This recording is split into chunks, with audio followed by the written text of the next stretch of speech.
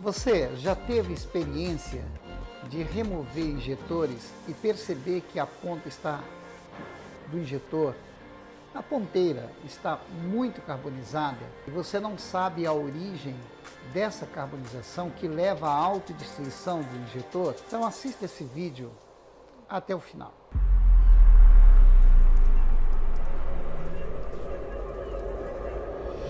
Professor Nonato Santos, especialista em sistema de injeção diesel. Curta, compartilhe, deixe suas sugestões e se inscreva neste canal. Pessoal, comentamos a respeito de problemas de carbonização. Claro que tem vários fatores que levam à carbonização da ponteira ou do injetor ou do bico injetor de uma determinada aplicação. Não importa qual aplicação, seja Denso, Delphi, Siemens, Bosch, não importa. E um dos fatores que levam a esta carbonização é justamente o sensor de temperatura do combustível. Ele é importante para o sistema? Sim. Por quê? Porque ele fica informando ao módulo qual é a temperatura do diesel para que o módulo faça a correção em função da variação da densidade do diesel em função da temperatura. Se a temperatura sobe, o diesel flui com mais facilidade e o volume de injeção aumenta. E não esqueça que no volume de retorno, a temperatura retornando para o tanque no diesel chega em 120 graus em potência. Por isso que a variação de temperatura do diesel no tanque ela é variável. Se alguém coloca, por exemplo, ou mantém o veículo com o tanque na reserva, a temperatura do diesel tende a subir. Este sensor, que está na linha de alimentação, sensor de combustível, ele vai informar o módulo qual é a temperatura do diesel e, consequentemente, o módulo vai fazer a correção do volume de injeção para que não haja excesso de diesel em função da variação de temperatura. Ok? Essa correção vai fazer com que haja controle da injeção para atender às leis de emissões. Então, ressaltando, nós vamos agora explicar a vocês como é que é esse comportamento, como é que ocorre, para que você possa fazer uma avaliação prática. Então, retirou injetores, percebeu que existe carbonização excessiva, claro que você vai ver outros componentes, como válvula EGR, se está vedando, se pressão do turbo está ok, se os injetores estão com volume de injeção correto, se não tem avarias no injetor, se a pressão do rail está oscilando, mas aí está mais um componente que, se ele estiver avariado, ele vai causar justamente essa variação, se ele estiver informando errado. E como é que nós vamos saber se o sensor de temperatura do combustível está informando ao módulo o valor correto? Antes de nós realizarmos essa prática, nós vamos rapidamente explicar o conceito de funcionamento, ok? Bom, aqui nós estamos com o sensor de temperatura do combustível, diesel, neste caso, a ECU. Estou mostrando aqui dois circuitos, o circuito de alimentação, que vai enviar 5 volts para o sensor de temperatura, full temperature, que é o sensor de temperatura, e o circuito de leitura. O circuito de leitura. Vejo que aqui nós temos um resistor em série com o sensor de temperatura, aonde este aqui tem uma resistência fixa, é um resistor com resistência fixa, e este aqui é um resistor através de titânio de bário, que é o componente ativo, aonde tem a resistência variável em função da temperatura. E o princípio físico diz o seguinte, que em um circuito elétrico ou eletrônico após cada resistor, existe uma queda de tensão. Então, o módulo está mandando 5 volts para alimentar este sensor. Aqui nós temos o positivo e temos o negativo. O que sai de 5 volts é o positivo e aqui é o negativo. O negativo é por dentro do módulo, mas pode ser também pela carcaça do sensor. Aí depende da configuração de cada fabricante. E temos aqui o circuito de leitura que pega a queda de tensão entre o resistor fixo e o resistor variável, que é o sensor de temperatura. Esta queda de tensão, ele vai sentir e vai informar. Por quê? Ele vai converter o valor de temperatura em volts, porque é a linguagem do módulo, nós já vimos isso. Normalmente, este sensor é um coeficiente térmico negativo, ou seja, quando a temperatura sobe, quando a temperatura a qual o sensor está sentindo, neste caso, a temperatura do combustível, quando a temperatura aqui no elemento sensor aumenta, a resistência elétrica física dele diminui. Por isso que ele é um NTC, coeficiente térmico negativo. E, consequentemente, quando a temperatura baixa do combustível, a resistência aumenta. Isso gera um gráfico, aonde a ordenada Y, nós temos aqui a unidade, a grandeza, a temperatura, e a unidade, graus centígrados. Temos aqui a grandeza, resistência elétrica, a unidade em quiloohms. Duas temperaturas nós tomamos como referência, 30 graus e 60 graus. Mas no tanque pode chegar em 60 graus? Sim.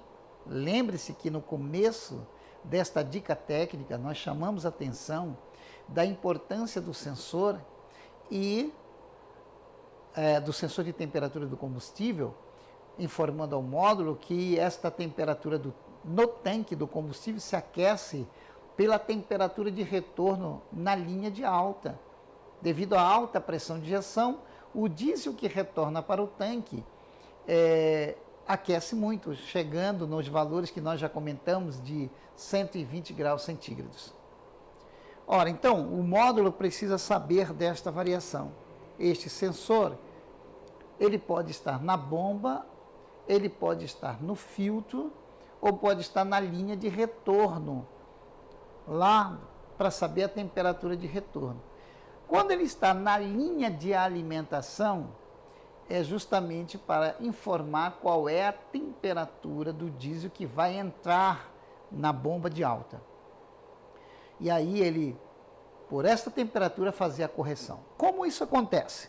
Vejam, como ele é um NTC, ele cria essa curva aqui no gráfico.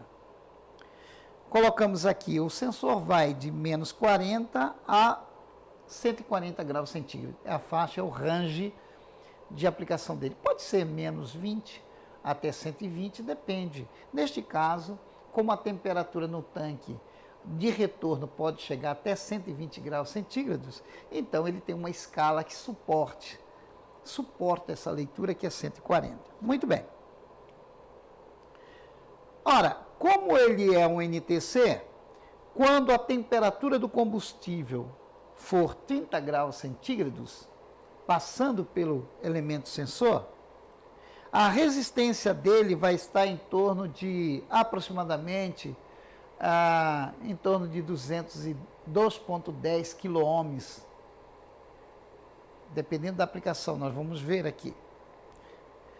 Esta variação de tensão, essa resistência, variando neste valor de 2 quiloohms, 2,5 quiloohms, automaticamente vai derrubar a tensão nessa linha aqui, ó. 5 volts vai ter uma queda de tensão.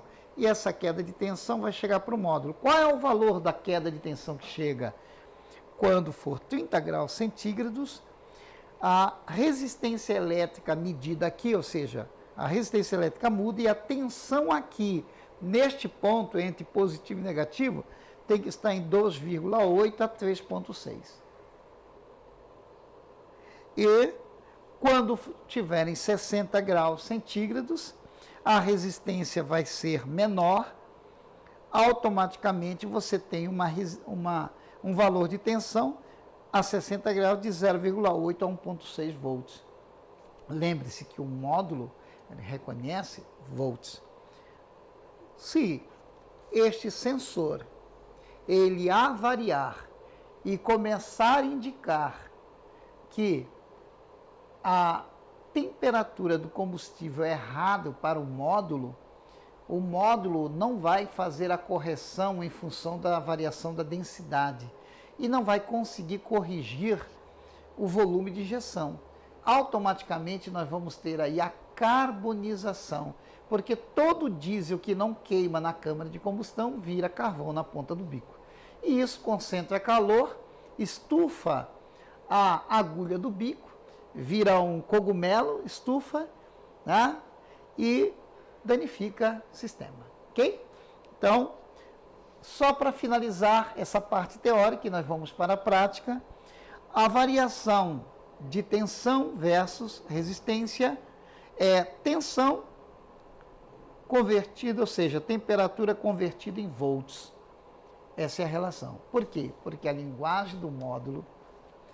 Então, só ressaltando, se você remover um injetor e percebe que está muito carbonizado, um dos fatores que você tem que avaliar é justamente o sensor de temperatura quando o sistema assim o tiver, ok?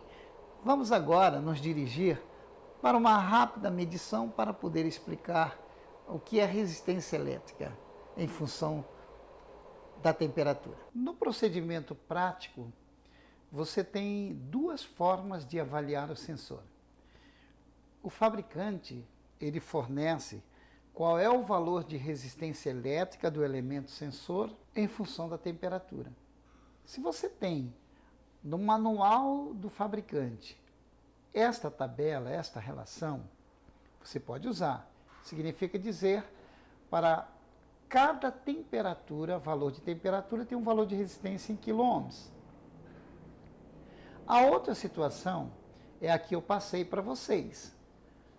Ou seja, você não precisa remover o sensor lá do local, você apenas vem com o multímetro e faz a medição com uma agulha por trás, liga a chave e aí você tem que saber qual é a temperatura do combustível naquele momento, ok? Você tem que medir, o seu multímetro tem que ter a função de medidor de temperatura, tem que ter a função de medir a temperatura, você saber qual é a temperatura ali, é 30 graus, beleza.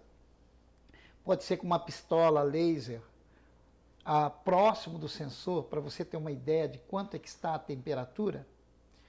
E aí você faz aquela relação que nós explicamos na parte teórica, né? 30 graus. À medida que a temperatura vai subindo, o valor em volts vai diminuindo. Então, 30 graus tem um valor em volts que nós comentamos, ok? Se você tem o sensor na mão, mesmo tendo uma fonte para alimentar 5 volts, você não consegue porque aquele circuito do resistor em paralelo do módulo não está presente, então você não tem a variação de tensão. Então você tem a variação de tensão lá no veículo. Aqui você mede resistência elétrica, ok? O sensor pode estar no filtro, na base do filtro, na linha de baixa, ou pode estar na linha de baixa, ok? Ou na saída da bomba, no retorno da bomba. Neste caso aqui, é uma bomba Delphi, o sensor de temperatura está na linha de retorno. Tudo bem, não tem problema nenhum, ok? Então, significa dizer agora, ok? Que você vai remover o sensor através de um multímetro, vai ajustar em quiloohms, a escala em quiloohms, vai ligar o multímetro. Vou colocá-lo aqui para você ter uma visualização. E através de 2 cabozinhos, você checa qual é a diferença que tem no seu multímetro. Neste caso aqui não há perdas, é 0. A escala já está em 2 quiloohms. Aqui, 2 quiloohms é pouco, né? Vamos colocar aqui 20 quiloohms, porque se for maior que 2 quiloohms, não vou conseguir medir. E agora, negativo, não importa a polaridade, e você vai colocar aqui.